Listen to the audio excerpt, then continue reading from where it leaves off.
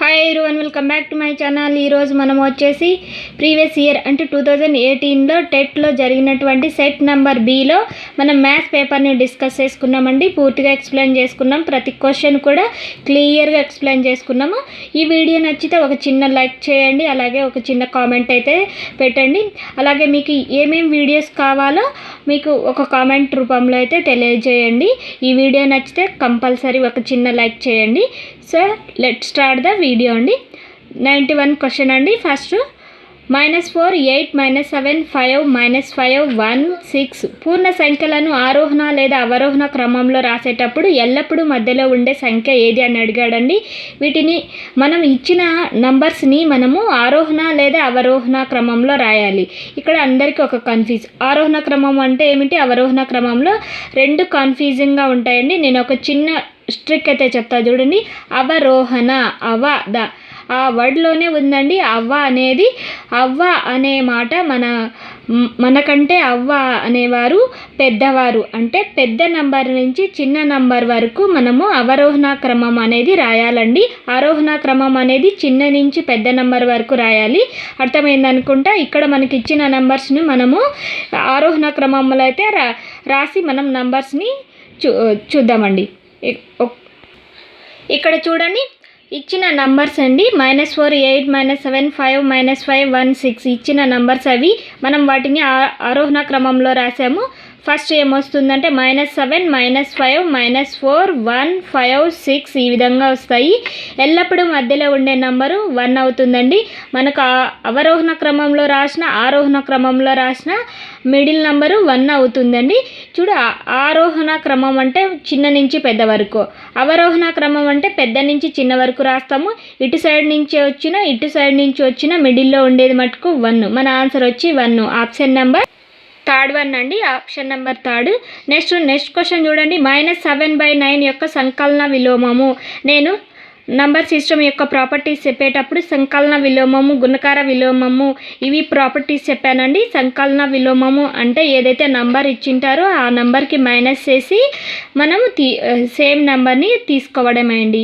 ఈ -7/9 ఉంది, దీని యొక్క సంకలన విలోమం ఏమిటంటే -7/9కి మళ్ళీ మైనస్ చేస్తే -(-) ఏమవుతుంది, ప్లస్ అవుతుంది. +7/9 అంటే ఆప్షన్ నెంబర్ 3. ఓకేనా అండి, అర్థమైందనుకుంటా.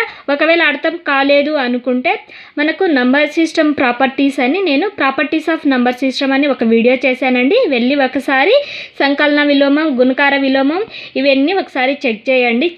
చాలా ఇంపార్టెంట్ అండి properties of number system. Okay, next question చూడండి.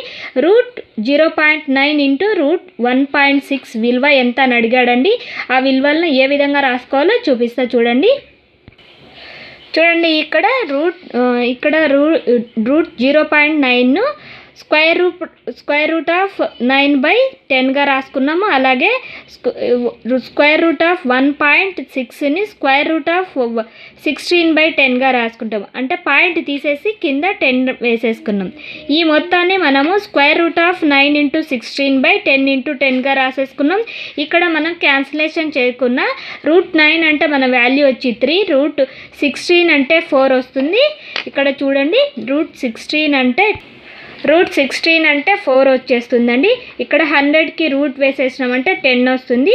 ఇక్కడ 3 × 4 అంటే 12/10. ఇక్కడ మళ్ళీ 12ని కింద 10 ఉంది, ఈ 10 కింద వెళ్ళిపోవాలి అంటే పైకి వచ్చి ఒక డిజిట్ తర్వాత డెసిమల్ పాయింట్ అయితే మనం పెట్టేసుకుంటే మన ఆన్సర్ వచ్చేస్తుంది, అంటే 1.2. మన ఆప్షన్ నెంబర్ 2 ఆప్షన్ అండి. ఓకేనా అండి, అర్థమైందనుకుంటా. నెక్స్ట్ క్వశ్చన్ చూడండి. కాలం 1 కాలం 2తో జతపరచండి అని ఇచ్చాడు. కాలం 1, కాలం 2. కాలం 1లో ABCDలు ఇచ్చాడు, కాలం 2లో 1, 2, 3లు ఇచ్చాడు.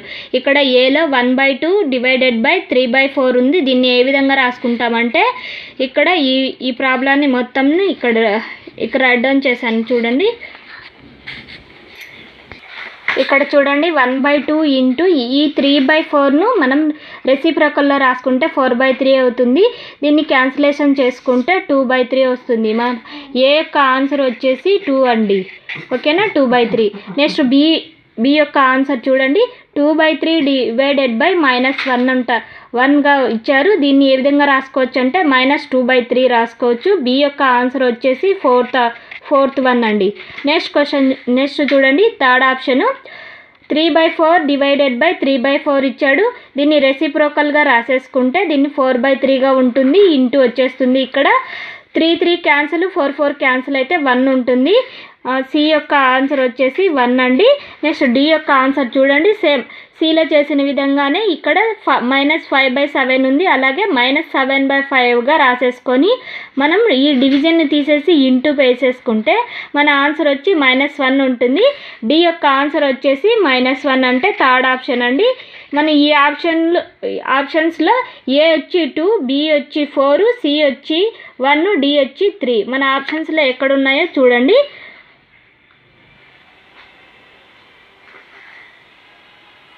సెకండ్ ఆప్షన్ అండి. ఓకేనా. నెక్స్ట్ క్వశ్చన్ చూడండి, క్రింద ఇవ్వబడిన భిన్నాలలో చిన్నది. నేను లాస్ట్ పేపర్ చేసినప్పుడు భిన్నాల గురించి చెప్పానండి. లవాలన్నీ సమానంగా ఉన్నప్పుడు వాటిల్లో ఏదైతే చిన్న వాల్యూ ఉంటుందో అది పెద్ద భిన్నం అవుతుంది. అలాగే లవాలన్నీ సేమ్గా ఉన్నప్పుడు హారాలలో ఏదైతే పెద్దగా ఉంటుందో అదే చిన్న భిన్నం ఉంటుంది. ఇక్కడ చిన్న భిన్నం అడిగాడండి. లవాలన్నీ సేమ్గా ఉన్నాయి, హారాలు డిఫరెంట్గా ఉన్నాయి. వాటిల్లో చిన్నది అడిగాడు కాబట్టి హారాల్లో ఏది పెద్ద నంబర్ ఉంటుందో అదే మన ఆన్సర్ వచ్చేస్తుంది. ఓకేనా. మన ఆన్సర్ వచ్చి first option 11/10. Okay. Next question చూడండి, x = 1/4 మరియు y = 3/2 అయితే x + y divided by x - y విలువ ఎంత అన్నాడు. ఇక్కడ చూడండి x అనేది 1/4 ప్లస్ y అనేది 3/2 డివైడెడ్ బై అన్నాడు. డివిజన్ వేసేసాం. x మళ్ళీ 1/4 మైనస్ y 3/2. ఇవి రెండింటిని మనం ఎల్సిఎం తీసి క్యాన్సిలేషన్ చేసేసుకుంటే మన ఆన్సర్ వచ్చి -7/5 వస్తుంది. ఇక్కడ ఎల్సిఎం అంటే 4కి 2కి 8 తీసేసుకున్నాం. క్రాస్ మల్టిప్లికేషన్ చేసేసుకుంటే 2 + 12/8. 8 క్యాన్సిల్. 14/2 - 12 అంటే -10గా ఉంటుంది. ఈ మైనస్ అనేది పైకి వెళ్ళిపోతుంది. క్యాన్సిలేషన్ చేస్తే 7/5 వస్తుంది. మన ఆప్షన్ నెంబర్ 4 అండి.